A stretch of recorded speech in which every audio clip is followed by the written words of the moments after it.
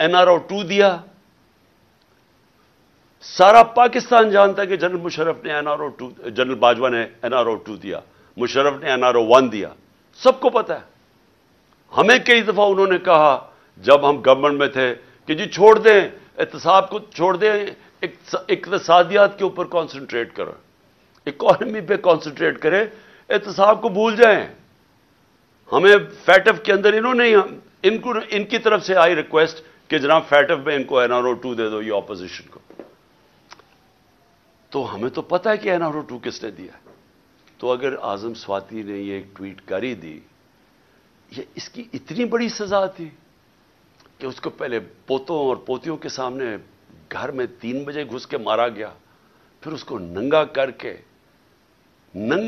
کے ISI نے اس کو مارا علیحدہ، اور اس کے بعد اس کو جو کیسٹ اس کی بیوی اور بیٹی کو دی گئی وہ گندی کیسٹ، اور اس کے بعد اب اس کے اوپر 30 کیس اور کر دیے. اس عمر میں آدمی کو کبھی کوئٹہ جا رہا ہے اور کبھی سندھ جا رہا ہے، اور میں آج کوئٹہ اور سندھ کے ہائی کورٹس کو سلام پیش کرتا ہوں کہ جس طرح انہوں نے سٹینڈ لیا اس کے اوپر.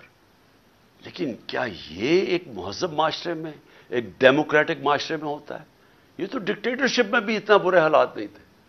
اور اس کے بعد شہباز گل، اس کے اوپر 8 کیس اور کر دیے. میں ایکس پرائم منسٹر پاکستان کا، مجھے پتا ہے کس نے گولیاں، کس نے میرے اوپر قاتلانہ حملہ کیا، مجھے پتا ہے وہ کون ہے. میں اپنی FIR نہیں کٹوا سکا، تو اور کون کٹوائے گا پاکستان میں؟ اور کون آج مجھے بتائیں کمزور آدمی، اگر ایکس پرائم منسٹر سب سے بڑی پارٹی کا ہیڈ اگر وہ نہیں کر سکتا تو باقی کون کر سکتا ہے؟ تو یہ ہیومن رائٹس کا حال ہے آج. ہم بات کرتے ہیں کہ جی مقبوضہ کشمیر میں بہت بڑے برے حالات ہیں، تو یہاں کیا ہیں؟ یہاں کون سے ہیومن رائٹس رہ گئے ہمارے؟ اور مجھے بڑے افسوس سے کہنا پڑتا ہے، میں پوری ریسپیکٹ سے میں اپنی اعلیٰ عدلیہ سے پوچھنا چاہتا ہوں کہ دیکھیں، اگر آپ ہمارے فنڈامنٹل رائٹس کی، اگر آپ ان کی حفاظت نہیں کریں گے تو اور کون کرے گا؟ کیوں کوئی باہر سے آ کے ہمیں کرے گا؟ ہم بار بار یہ کہہ بیٹھے ہیں، ارشد شریف کی والدہ کی فریادیں سنیں، ہمیں پتہ ہے اس بیچارے سے کیا ہوا ہے. اگر وہ نہیں اپنی FIR کٹوا سکتی، ایکس پرائم منسٹر نہیں کٹوا سکتا. اور میں یہ بھی سوال پوچھنا چاہتا ہوں کہ کیا جنرل مشرف کو جب ہم تنقید کرتے تھے، اور ہم کھل کے جنرل مشرف کی تنقید کرتے تھے، تو کیا ہم فوج کی تنقید کر رہے تھے؟ سب کو پتا تھا کہ جنرل مشرف کی ہم تنقید کر رہے ہیں، ہم فوج کی نہیں.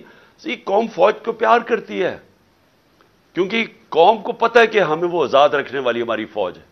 تو آج اگر میں جنرل باجوہ کی جو بھی تنقید کرتا ہے، جنرل باجوہ نے وہ پاکستان سے کیا جو دشمن نہ کر سکے.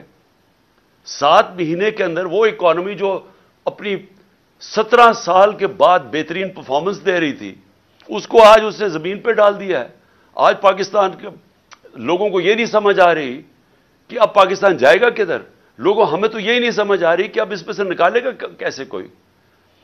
ہمیں تو یہی نہیں سمجھ آ رہی کہ یہ جو چور اوپر ہمارے اوپر مسلط کر دیے گئے ہیں، سوائے اپنی چوری بچانے کے لیے پتہ تو بتائیں کہ انہوں نے اس اکانومی کو ٹھیک کیسے کرنا ہے.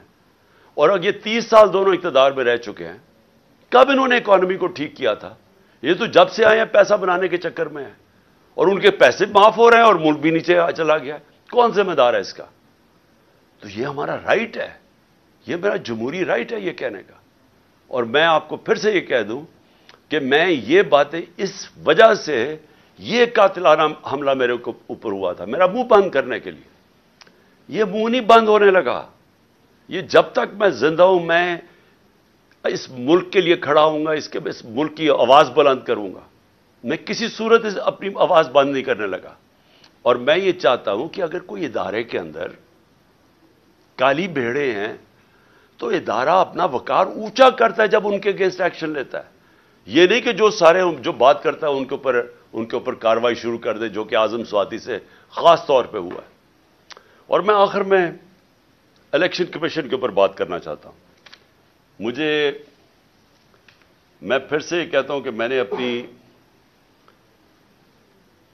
میں نے پاکستان میں جب سے بھی میں 26 سال سے الیکشن لڑ رہا ہوں، میں نے اپنی زندگی کے اندر کبھی اس طرح کا الیکشن کمشنر نہیں دیکھا، جو ایک تو یہ جو سکندر سلطان ہے اور دوسرا جو کہ سندھ کا الیکشن کمیشن ہے۔ پہلے میں یہ واضح کر دوں کہ جو سندھ کا الیکشن کمشنر ہے یہ سندھ گورنمنٹ کا ملازم ہے، یہ انڈیپینڈنٹ الیکشن کمشنر نہیں ہے۔